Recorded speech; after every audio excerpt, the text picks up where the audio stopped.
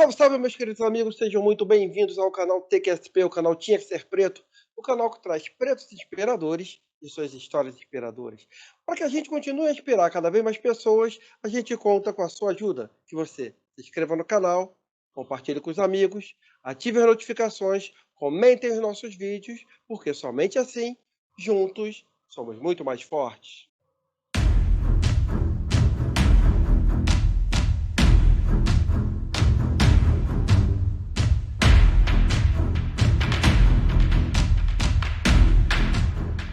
A nossa convidada de hoje deixou o Morro dos Cabritos, em Copacabana, zona sul do Rio de Janeiro, aos 5 anos de idade, indo morar na Ilha do Governador e de lá, mesmo com tantas adversidades, conseguiu voar e ganhar o mundo. Ela é ativista feminista, médica, autora, cofundadora da ONG Crioula. Ela é diretora executiva da Anistia Internacional no Brasil. Além de tudo isso, ela é uma inspiração para o nosso trabalho aqui no canal. E é com muita satisfação, com muito orgulho que o canal TQSP, o canal Tinha que Ser Preto, recebe para compartilhar conosco um pouquinho da sua história, Jurema Werneck. Seja muito bem-vinda ao nosso canal e é um orgulho para mim, para nós, ter você aqui no nosso canal, minha querida. Seja muito bem-vinda. Muito obrigada, irmão. Eu que agradeço a oportunidade. Eu já aguardava ansioso essa oportunidade de poder conversar com você aqui no nosso canal e poder mostrar um pouquinho da nossa, da nossa inspiração aqui. Então, vamos conversar um pouquinho, conhecer um pouquinho mais sobre Jurema Werneck. Então, para a gente começar, eu queria saber como é que foi a trajetória da menina que saiu do Morro dos Cabritos aos 5 anos e se formou, se tornou médica pela Universidade Federal Fluminense do Rio de Janeiro. Olha, eu não tenho certeza se eu saí de lá dos Cabritos aos 5 anos, mas eu sei que a gente não foi direto para a Ilha do Governador, a gente teve uma passagem. Saiu da favela direto para um bairro da zona norte do Rio de Janeiro chamado Penha, né? E eu não sei quanto tempo a gente ficou ali. Mais tarde, já adulta, eu descobri que a gente foi despejado, né? A gente saiu da favela e a nossa primeira experiência de pagar aluguel não deu certo. Fomos despejados, mas demos sorte que meu pai arranjou um emprego que oferecia casa, né? Então, foi assim que fomos parar na Ilha do Governador, porque ele foi ser servente no Hospital da Aeronáutica. E a Aeronáutica tem até hoje vilas para servidores. E ele conseguiu não apenas o emprego, mas também conseguiu uma casa para a gente morar na Vila da Aeronáutica. A trajetória, olha, a trajetória, acho que de muita gente, a trajetória é parecida com muitas pessoas negras da minha geração, né?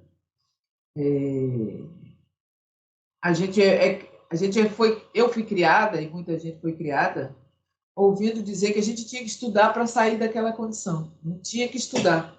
E meus pais levavam isso 100% a sério.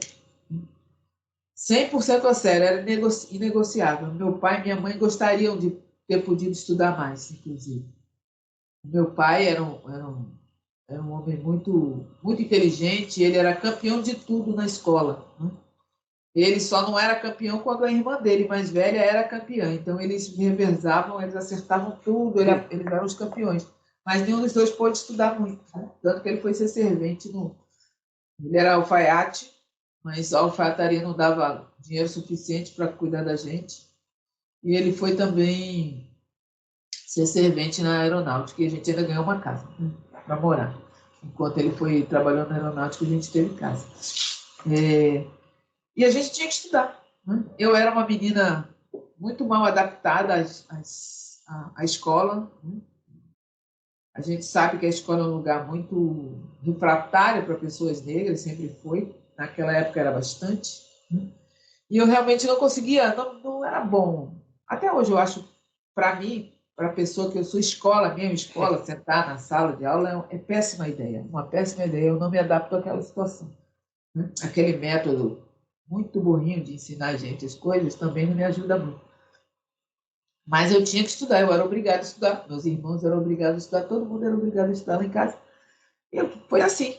eu fui empurrada para continuar estudando e tinha que seguir. Eles trabalhavam muito, meu pai servente e alfaiate, minha mãe dona de casa, costureira, e eles trabalhavam muito. Meu pai, nos plantões, como depois de servente, ele conseguiu a vaga como porteiro, que aí trabalhava de plantão, porteiro de hospital, né? Sim. Trabalhava 24 horas, depois ficava um tempo em casa, e esse tempo em casa era trabalhando como alfaiate. Ele e minha mãe costurando as fardas das pessoas da aeronáutica e também outras vestimentas, né, que eles quisessem. Eles trabalhavam, eles quase não dormiam, inclusive. Tinha época que eles trabalhavam muito, só pensando que a gente tinha que ter dedicação exclusiva ao estudo. Aí foi assim, aí eu tinha que ir para a faculdade. Minha mãe morreu quando eu tinha 14 anos, mas isso não alterou em nada a minha obrigação de estudar até o limite, até o máximo que fosse possível. Né? Aí eu tinha que ir para a faculdade, eu não me adaptava à escola, então eu não tinha perspectiva de continuar estudando, eu só fui empurrada. E eu escolhi medicina, na verdade eu não escolhi conscientemente, não era uma vocação. Só foi que era o último dia de inscrição para o vestibular e eu tinha preenchido o formulário para o meu pai, que ia sair 7 horas da manhã, tinha que pagar uma pequena taxa, uma pequena, que para nós era enorme, mas tinha que pagar uma taxa e entregar o formulário, né? E eu preenchi o formulário todo, só não tinha dito qual era a carreira, o que eu ia estudar. Aí era 7 horas da manhã, eu também nunca fui boa de acordar cedo, e meu pai me acordou e dizia: falta carreira, falta carreira. Ele ficou me pressionando ali de manhã. Aí eu dizia para ele, não sei, eu já não sabia há um tempão. Né? Tanto que ele conseguiu também que eu fizesse testes vocacionais lá que eram oferecidos aos filhos dos oficiais da aeronáutica, ele conseguiu uma vaga para mim. Eu fiz o teste, não adiantou nada. Né? Não adiantou porque o teste me deu uma lista de 10 possibilidades, ou seja, a mesma coisa que nada. Então eu não sabia o que eu ia fazer. Aí de manhã ele me pressionando, eu falei, bota medicina. Aí foi assim que eu estudei medicina. Foi bom e foi ruim, né? A medicina não é ruim, toda, né? Universidade, a escola, a faculdade de medicina, o ambiente é muito ruim. Mas a coisa mesmo, estudar, eu gosto de estudar, eu não gosto de escola, né? Aí logo eu entrei no movimento estudantil, então eu tive alguma coisa que me ancorasse lá na faculdade enquanto estudante. Foi assim.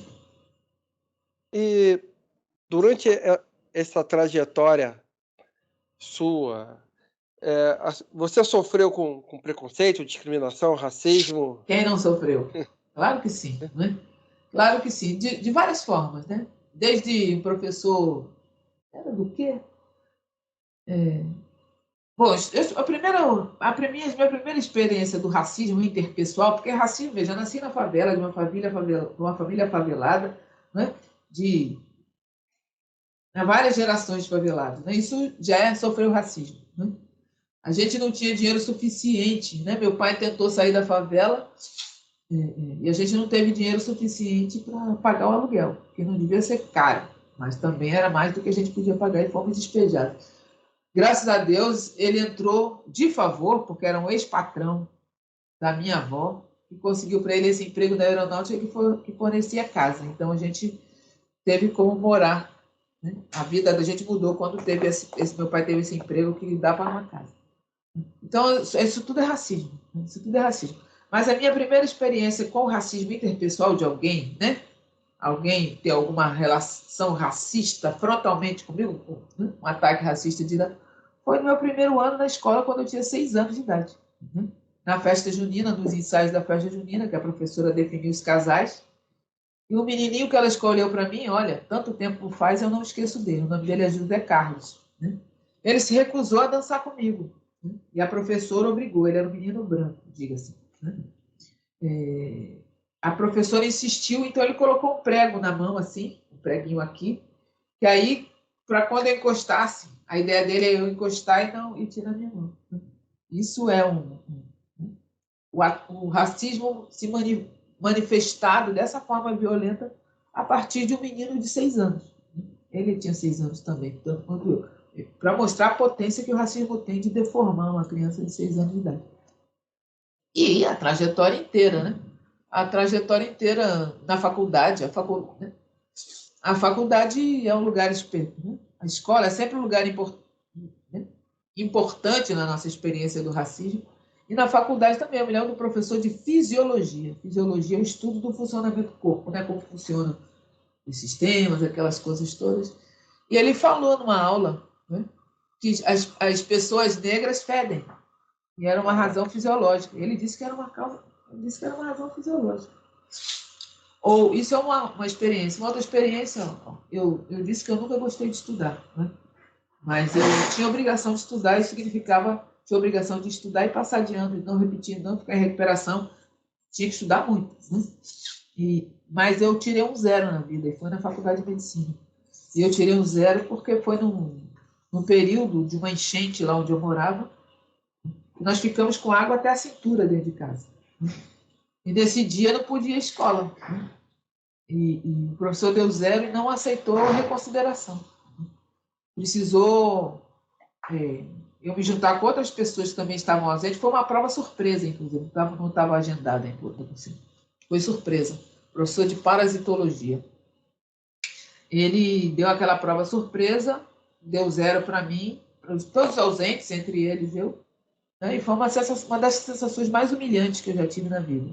Não tirar o 0, mas como é que você diz que tirou o 0 porque a sua casa estava inundada? Né?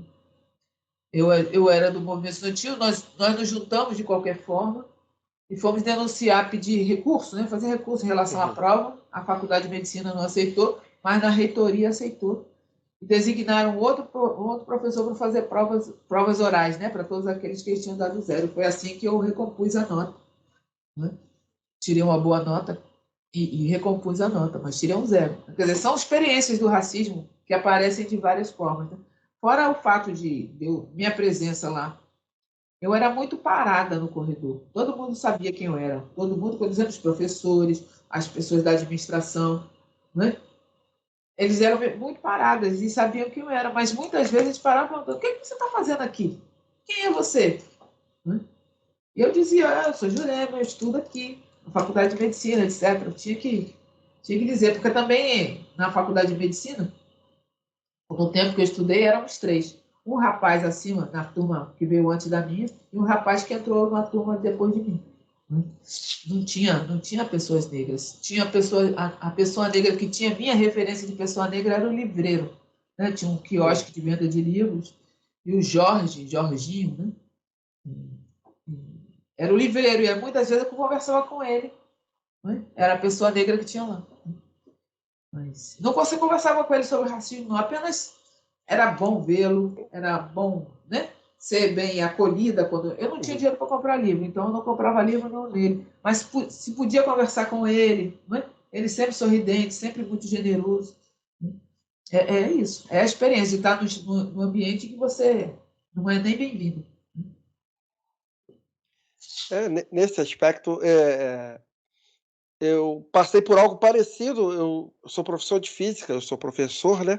Eu sou formado pela Universidade Federal do Rio de Janeiro. E quando eu entrei, eu me lembro que eram 120 vagas para o curso de física, né? E na minha aula inaugural estavam 120 alunos lá no prédio de física, e eu era o único preto dos 120 alunos. Na minha turma de medicina, quando eu entrei, porque no vestibular entravam 80, mas tinha aqueles que estavam repetentes, que chamavam, né? E dava mais ou menos 120 também, mesma coisa. E na medicina, todo mundo de classe alta. Exatamente. Era. Os carrões do estacionamento, chegava de ônibus lá. E a coisa melhorou para mim quando eu saí do curso de bacharelado, que era integral, porque eu não tinha condições de fazer o curso integral, porque eu precisava trabalhar. E aí eu tive que fazer o curso noturno, que era licenciatura. Assim eu me tornei professor, nunca me imaginei sendo. E no curso noturno, aí apareceram mais alunos negros, e aí eu consegui me ver. Professor, não tinha, não tinha professor para eu me ver e me inspirar, não. Mas eu tinha amigos lá no curso noturno, aí era um curso que devia ter uns 5 negros, já era mais gente já, Pois é. para eu poder me juntar. Agora, O que você viu no seu cotidiano, no seu dia a dia, que te levou a fundar a ONG Crioula? Olha, eu sempre participei de iniciativas coletivas, né? Eu nasci numa coletividade. Sempre, né?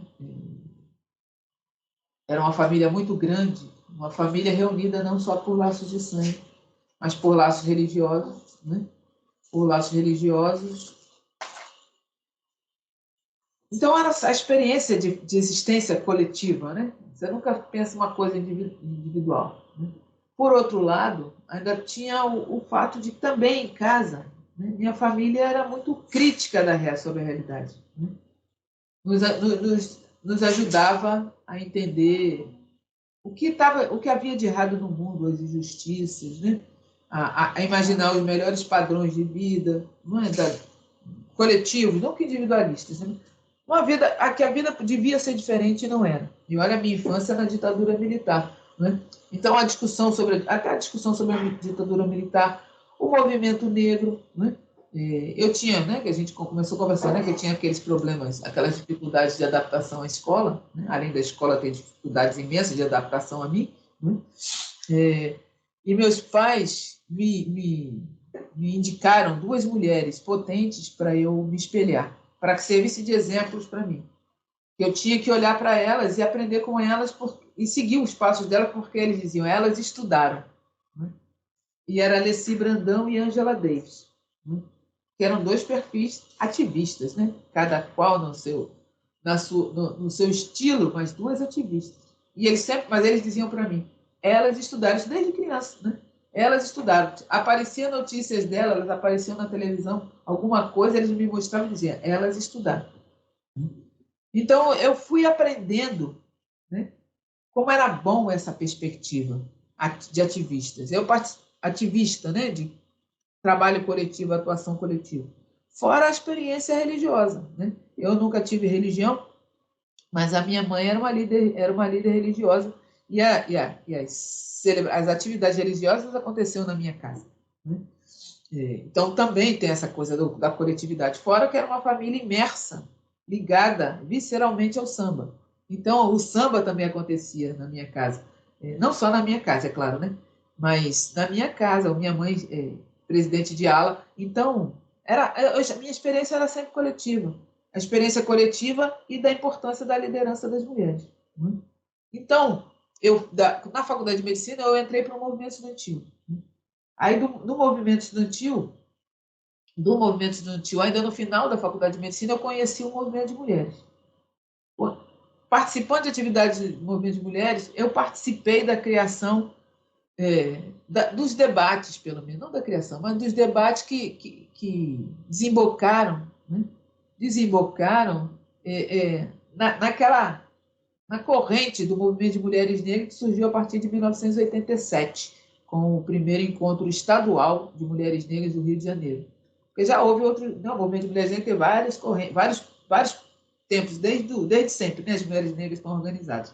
Mas eu participei dessa configuração atual, em 87. Aí, não muito depois, né, em 92, 87, aí participo do movimento de mulheres negras, sou médica na prefeitura, mas participo do movimento de mulheres negras, peço demissão da prefeitura, vou trabalhar numa organização negra do Rio de Janeiro chamada CEAP, Centro de Articulação de Populações Marginalizadas, onde eu levo uma proposta de atuação com as mulheres, né, em saúde da mulher. Depois de um tempo, eu vi que trabalhar em organização mista, quer dizer, de mulheres e homens é bom, mas gasta muita energia ter que convencer os homens, né, que cada um tem seu lugar, né? Então, eu falei assim, mas olha, por que eu estou gastando essa energia aqui se as coisas podem ser diferentes? A gente pode seguir uma trajetória dedicada, ainda mais eu que vinha do movimento de mulheres, né? Então, com outras 9 companheiras, éramos 10, fundamos Crioula, né? Basicamente para trabalhar com as mulheres negras em enfrentamento ao racismo, na forma como o racismo se materializa na vida das mulheres e meninas, né?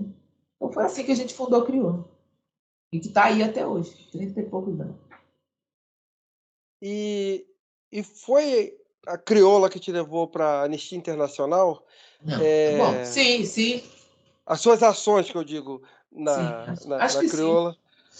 Eu acho que não. É bom, minhas ações em Crioula foi a minha principal escola, né? Uhum. De todo tipo de experiência. Antes de você responder isso, é, eu tô pensando numa coisa. Você falou que era muito tímida na faculdade de medicina. Não, Como é era que muito time da vida inteira. hoje eu vejo você uma mulher que facilmente chega à frente, facilmente se coloca. Como é que foi? Foi fácil quebrar essa barreira? Olha, eu na verdade não sei, porque, veja, eu participo de organização estudantil desde quando eu tinha 8 anos de idade. Né? E eu não sei como, eu era uma pessoa muito fechada, né? Que me sentia muito mal no ambiente escolar, mas participei da construção de uma chapa para o Grêmio da minha escola, quando eu tinha 8 anos de idade. Né? E a nossa chapa venceu, e eu era oradora dessa chapa. Ou pelo menos eu lembro de mim, eu não guardo muitas memórias, então eu não tenho certeza, mas eu lembro de mim sendo a oradora no pátio, falando para aquelas pessoas todas, com os estudantes da escola, as professoras e as mães que estavam lá também. Então, minha personalidade é complexa. Então, eu não falava, eu falava nesses momentos assim. Né? Então, fui aprendendo.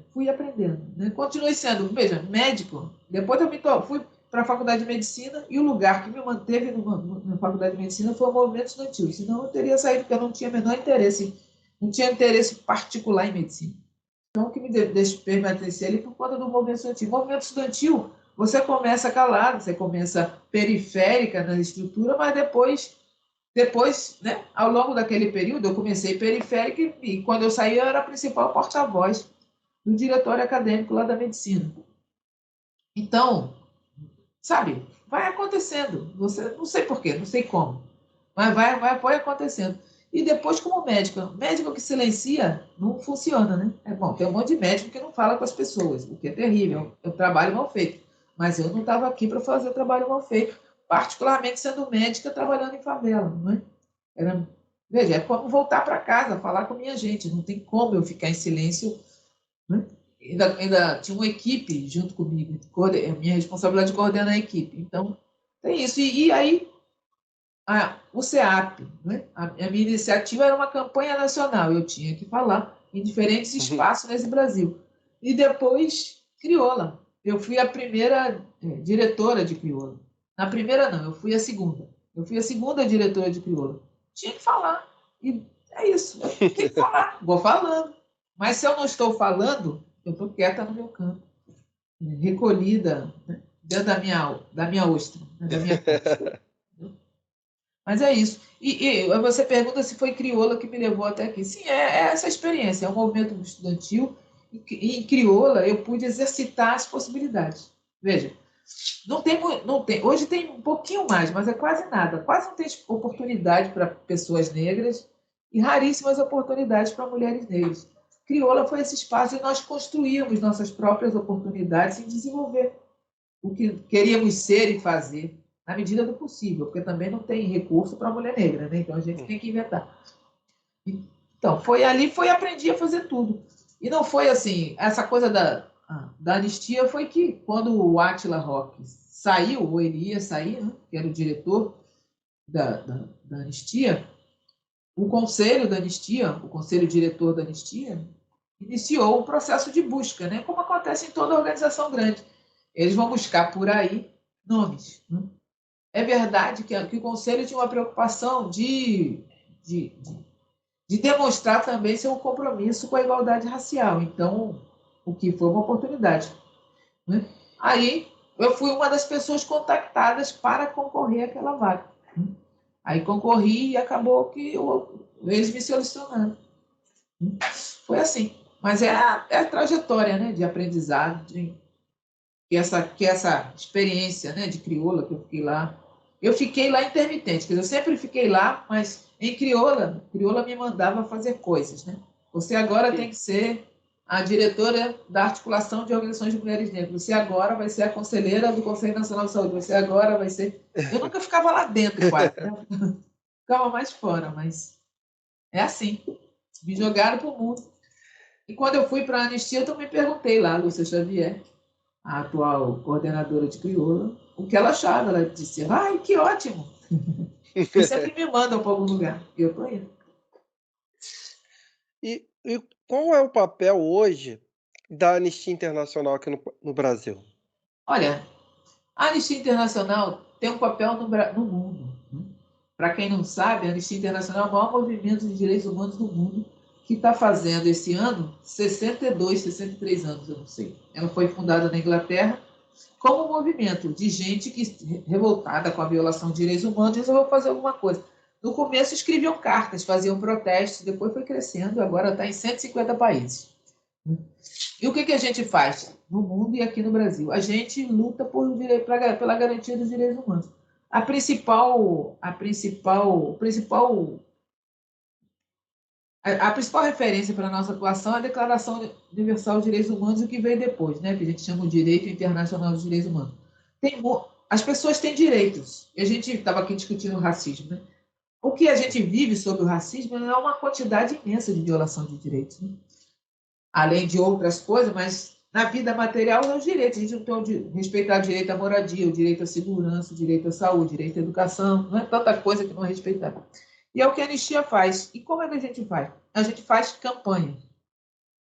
Campanha a gente identifica um problema de violação de direitos humanos, ou uma comunidade, ou uma pessoa específica afetada por alguma violação de direitos humanos, a gente vai lá e documenta essa violação, que a gente chama de faz pesquisa, chama todos, né, traz todos os fundamentos, demonstrando e provando que aquele grupo de população tem direitos que estão sendo desrespeitados e, ao mesmo tempo, demonstrando onde é que as autoridades ficam devendo, o que elas estão fazendo de errado, onde é que elas estão falhando, e a gente faz campanha, o quê? Chamar as pessoas para se engajar, seja petição, seja fazer uma manifestação não sei aonde, seja entrar na justiça, fazer o que a gente chama de litigância estratégica. O que a gente faz é buscar meios e ferramentas para chamar as pessoas que também estão revoltadas porque matam indígenas, né? Porque na favela a polícia entra atirando, porque tanta coisa ruim está acontecendo. Está indignado? A gente oferece aqui, ó. Tem aqui uma bandeira para você pegar e lutar junto. É o que a gente faz. E aqui no Brasil, gente, a nossa principal bandeira tem sido os homicídios cometidos pela polícia em serviço, os homicídios de jovens negros, né?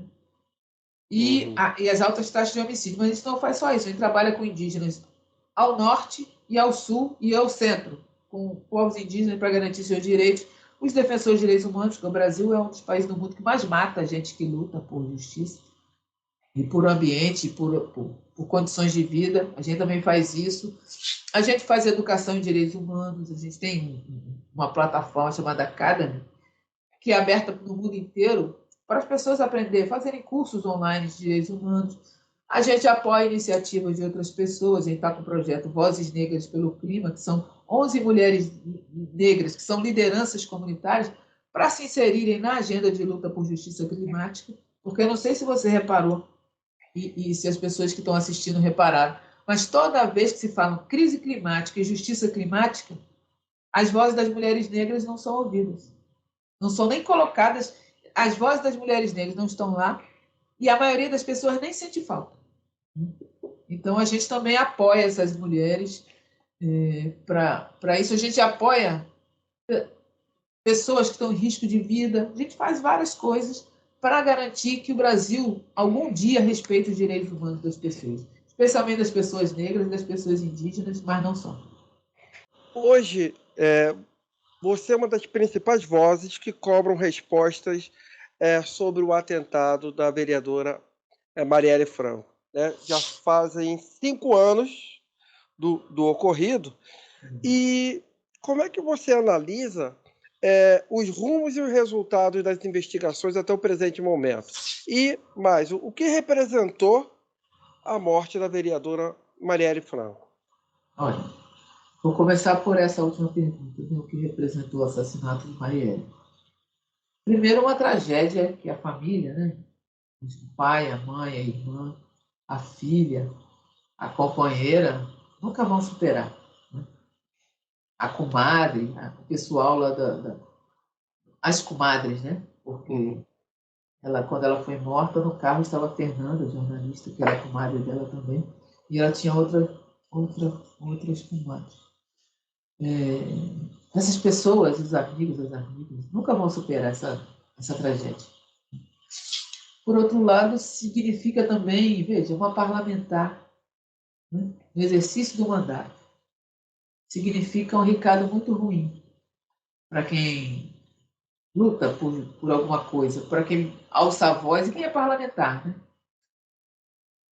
Por outro lado, ela também era uma ativista. Significa um recado muito ruim que não foi aceito. Felizmente, não foi aceito pelas mulheres negras, de que nós somos descartáveis, silenciáveis. Né? Marielle foi silenciada de fato. Marielle não volta mais. Mas depois dela, né, outras vozes se colocaram, né, na política, né, na política partidária especificamente, mas não só, né, dizendo eu sou semente de Marielle. Né, e não serei interrompida, né, que foi o que ela disse. Né. Foi um recado muito doloroso, mas que não foi aceito. Essas mulheres que entraram na política partidária dizendo que são sementes, elas enfrentam muita violência até agora. Né? Muita violência. Mas elas nos ajudam a repetir que não seremos interrompidos. Significou muita coisa ruim a morte de Marielle. E ainda significa. E significa também essa explicitação do que o Estado brasileiro e do Brasil, em particular no Rio de Janeiro, né, esse tipo de coisa acontece no primeiro mês em que a segurança pública estava a cargo do general Braga Neto. Eu quero destacar aqui.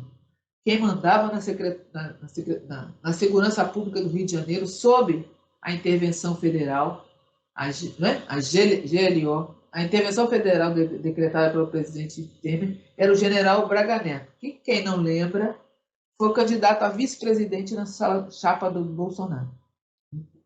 Este general era que estava comandando a segurança pública naquele período, e ela foi assassinada, e o período que ele esteve aqui, intervindo na segurança pública, ele chegou a declarar que já sabia quem matou Marielle. E foi embora sem dizer, né? Foi embora sem dizer.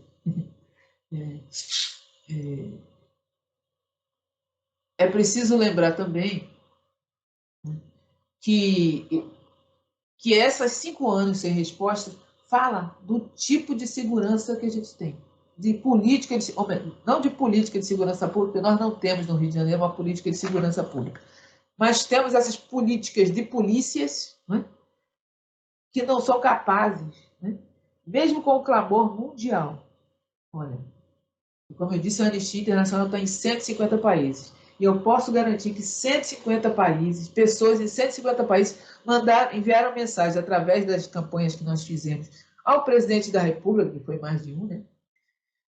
Ao Procurador-Geral de Justiça, ao Procurador de Justiça do Estado do Rio de Janeiro, ao governador do Estado, mais de um, sendo Cláudio Castro 2 vezes, mas foi mais de um, ao secretário de Segurança e depois secretário de Polícia Civil, secretário de Polícia Militar.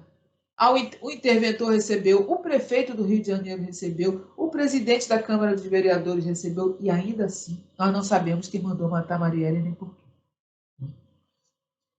A gente tem insistido com o Ministério Público a obrigação do Ministério Público controlar a atividade policial. Não apenas da polícia que mata, mas também da polícia que não faz seu trabalho corretamente. Há 5 anos eles dizem que estão investigando o assassinato de Marielle. E vejam, na véspera de completar 1 ano, eles prenderam o Elcio de Queiroz e o Rony Lessa. Mas desde então eles não apresentaram mais nada. 4 anos se passaram sem apresentando nada. Com a volta da Polícia Federal a investigar o caso, né? A Polícia Federal, a Superintendência de Polícia Federal do Rio de Janeiro, teve o papel determinado pelo ministro Flávio Dino de investigar a investigação. De investigar a investigação. E a Polícia Federal já declarou à imprensa que essa falta de resposta também tem a ver com a manipulação de informações e tem a ver com os malfeitos, inclusive da Polícia do Rio de Janeiro, que tentou esconder, tentou encobrir, tentou dificultar a investigação. Não é apenas incompetência, é também um fazer mal feito para não chegar até lá. Ou seja, significa que a gente precisa continuar. No fundo, significa dizer que 5 anos sem resposta significa dizer que a gente tem que continuar investigando. Não tem outro jeito. Tem que continuar investigando. Né? E tem que continuar lutando, continuar mobilizando. O mundo continua mobilizado. A gente continua todo ano. A população de diferentes países continua enviando mensagens ao Brasil, querendo saber quem mandou matar a Marielle. E muita gente no Brasil também continua querendo. E é preciso que a gente não desista. A Anistia tem o compromisso de seguir nessa luta até que a gente tenha todas as respostas. E a gente não vai parar. Bem, pegando esse gancho aí sobre Marielle, o que muda para nós agora com a criação do então agora Ministério da Igualdade Racial, sob o comando da nossa ministra Aniele Franco? Olha, para mudar, isso significa uma afirmação, reiteração do reconhecimento negado pelo presidente anterior, né, de que há racismo no Brasil e que é dever do governo e do Estado brasileiro como um todo, não só do governo, criar mecanismos para enfrentá-lo.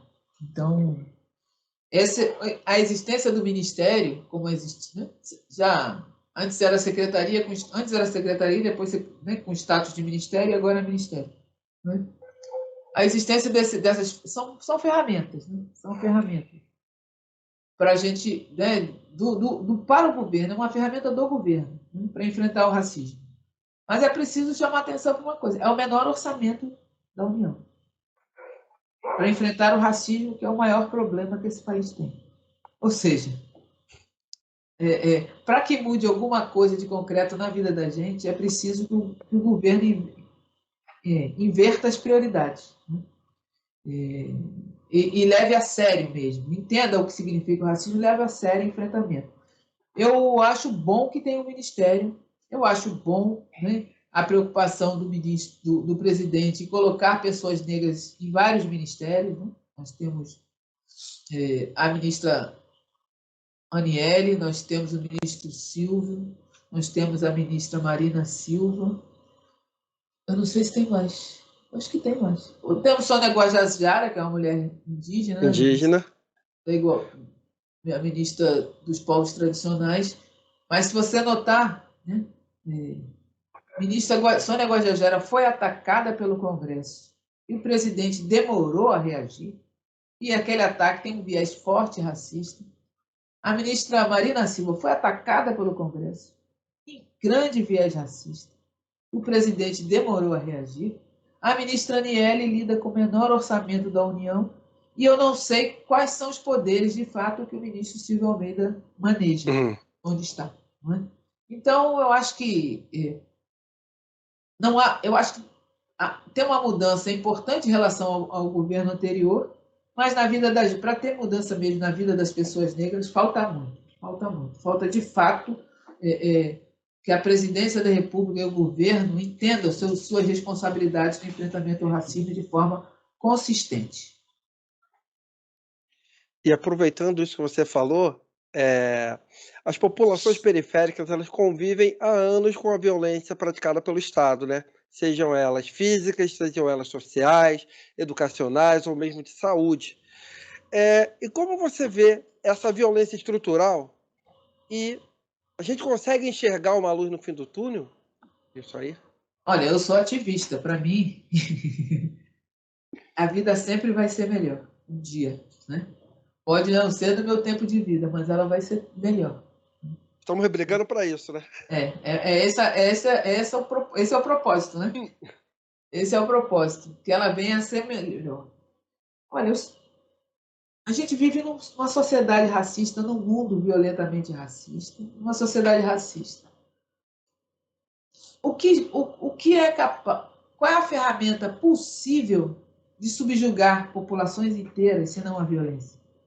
A violência é as diferentes formas de violência são a ferramenta, né, utilizada por populações em privilégio, no caso os brancos, né, os homens brancos principalmente, mas não só eles, mas os brancos do Ocidente, né, que criaram uma série de metodologias e formas de subjugar populações inteiras. Se não houvesse violência, a gente estaria em outra condição.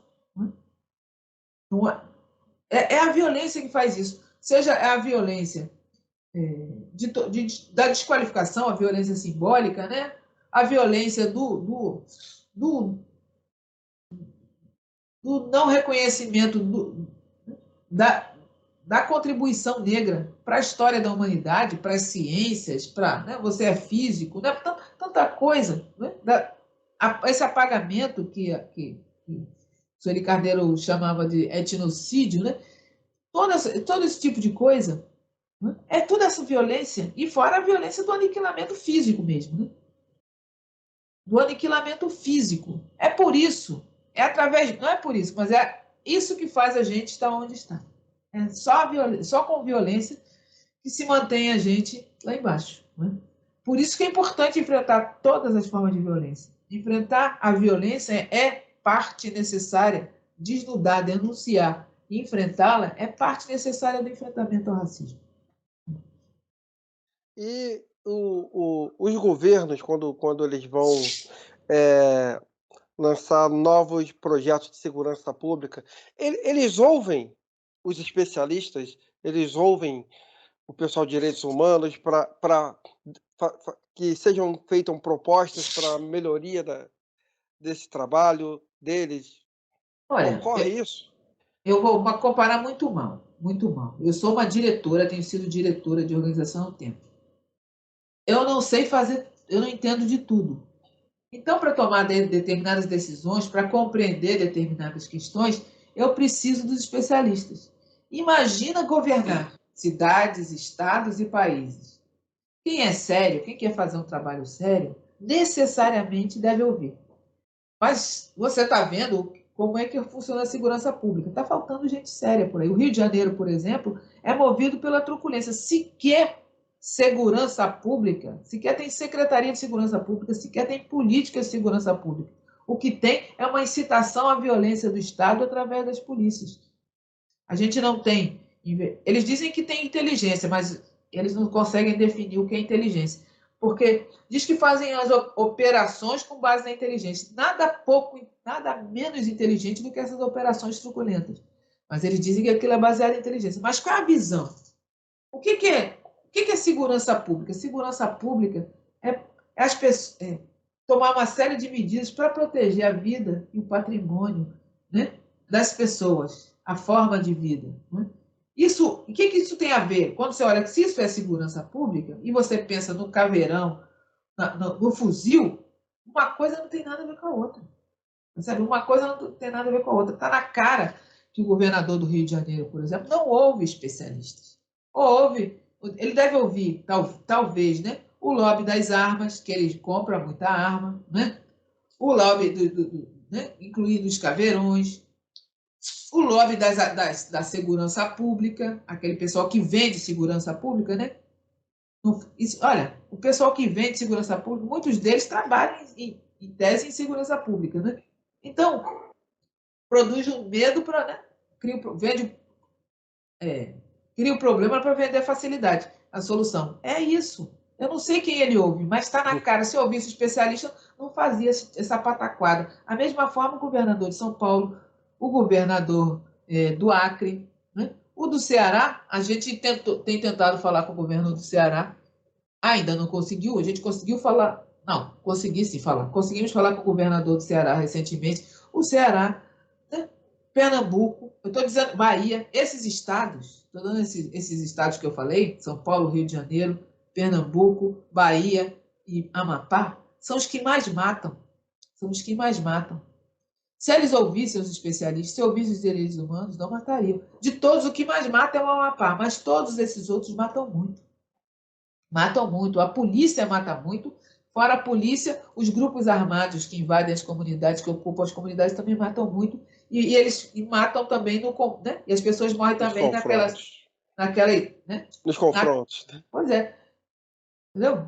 É nesses estados. Tem solução para isso? Tem. Mas eles estão colocando em prática a solução? Não. Eles estão fazendo o quê? Confronto. Confronto é o quê? A polícia chega, tira de um lado, aí os grupos armados pensam: olha, eu talvez não tenha armas suficientes para lidar com eles. O que eles fazem? Compram mais armas e atiram do lado de cá. Aí o governador diz: ah, tem que. Eles estão muito armados, eu tenho que comprar mais armas. Aí compra mais armas, mais blindado, mais não sei o quê, e atira do lado do cá, e a gente não tem. É essa a lógica que eles chamam de inteligência. E quem fica feliz é quem vende as armas, né? Exatamente. Quem vende arma, quem vende câmera, quem vende A aqueles negócios de segurança privada, segurança. né?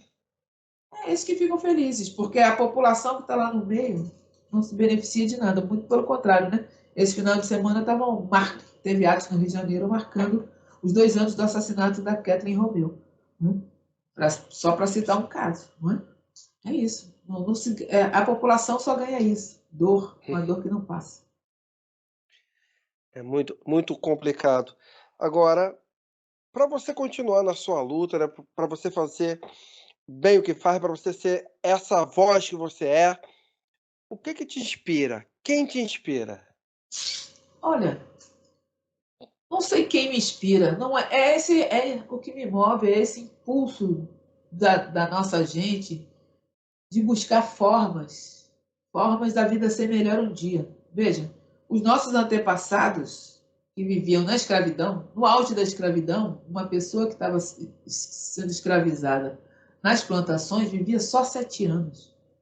Só 7 anos, só aguentava, o corpo só aguentava 7 anos, depois morria de exaustão. E mesmo assim, eles imaginaram um mundo melhor, né? Mesmo assim, aqueles que sobreviveram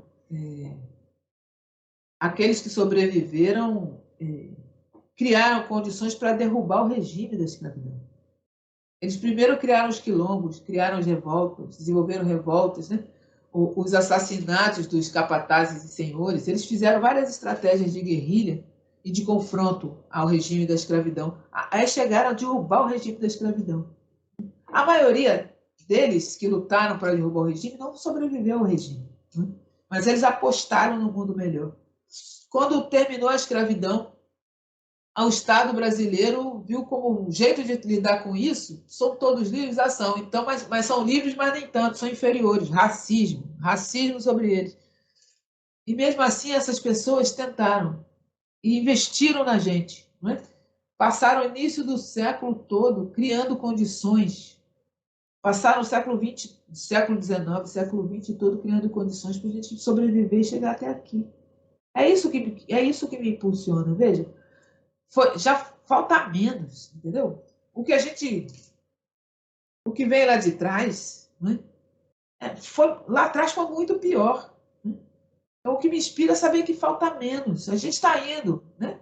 Vai assim, às vezes a gente dá 2 passos para frente, a gente dá 3 passos para trás, mas tem que continuar caminhando, porque falta menos. Então, eu acho que falta menos. Eu eu tô aqui sem palavras, porque ouvir essa voz, ter você aqui no nosso canal, é ter uma mulher preta que a gente pode olhar e se inspirar, porque isso ainda é difícil, né, ter olhar para frente e nos vermos, né.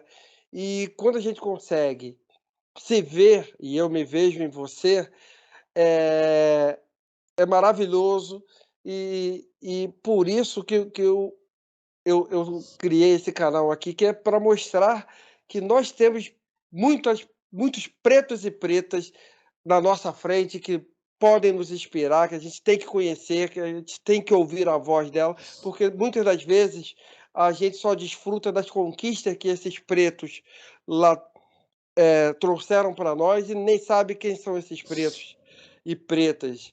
E eu muito orgulhoso em ter você aqui no nosso canal, ouvir você, absorver um pouquinho do seu conhecimento e da sua história e poder compartilhar ela aqui no nosso canal. Eu me sinto muito honrado e muito feliz. E como eu falei com você antes da gente começar a gravar, me desculpe se eu ficar nervoso, mas você é uma voz que me inspira, você é alguém que eu me espelho. Esse canal se espelha em pessoas como você, e eu só tenho a agradecer e dizer aqui que Jurema Werneck tinha que ser preta. Muito obrigado, minha amiga, por compartilhar conosco um pouquinho da sua história, um pouquinho da sua vivência, um pouquinho do seu conhecimento. Muito obrigado mesmo. Muito obrigada. Eu que agradeço a oportunidade e a acolhida generosa. Muito obrigada. E agradece para mim de antemão aí a Isabelle, que me atendeu muito bem, muito Agradeço sim. carinhosa, muito simpática comigo. Que Muito bom. obrigado pela sua participação aqui, minha querida. Uma boa noite. Tudo de Uma bom. boa noite. Muito obrigado, minha amiga. Tudo de bom.